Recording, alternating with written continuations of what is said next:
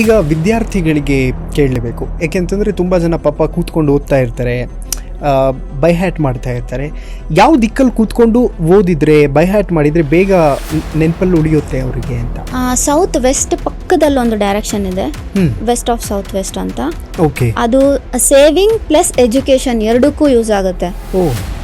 Savings ಅಲ್ಲಿ ಹಣ ಉಳಿತಾಯ ಮಾಡೋಕ್ಕೂ ಅಲ್ಲಿ ಇಡ್ಬೋದು, ಪ್ಲಸ್ ಎಜುಕೇಶನ್, ಮಕ್ಕಳ ಎಜುಕೇಶನ್ಗೆ ವೆರಿ ಗುಡ್ ಝೋನ್ ಅದು.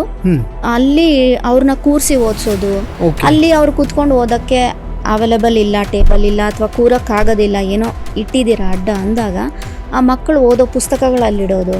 ಓಕೆ.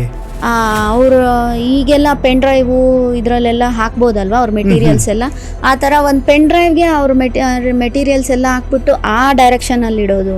ಓಕೆ. ಅವರು ಓದಕ್ಕೆ ಯೂಸ್ ಮಾಡುವಂತಹ ಲ್ಯಾಪ್ಟಾಪ್ಸ್ ಆಗಲಿ, ಬುಕ್ಸ್ ಆಗಲಿ, ಪೆನ್ ಸೆಟ್ ಆಗಲಿ ಅಲ್ಲಿ ಇಡೋದು ಮಾಡೋದ್ರಿಂದ ಎಜುಕೇಷನ್ ಮೇಲೆ ಕಾನ್ಸಂಟ್ರೇಷನ್ ಬರುತ್ತೆ ಫಸ್ಟು. ಅಲ್ಲಿ ಅದೇ ದಿಕ್ಕಲ್ಲಿ ಏನೋ ಒಂದು ಸ್ವಲ್ಪ ಜಾಗ ಮಾಡ್ಕೊಂಡು ಅಲ್ಲೇ ಕೂತ್ಕೊಂಡು ಓದೋದ್ರಿಂದ ಅವ್ರಿಗೆ ಅಭಿವೃದ್ಧಿನೂ ಚೆನ್ನಾಗಾಗುತ್ತೆ ಎಜುಕೇಷನಲ್ಲಿ.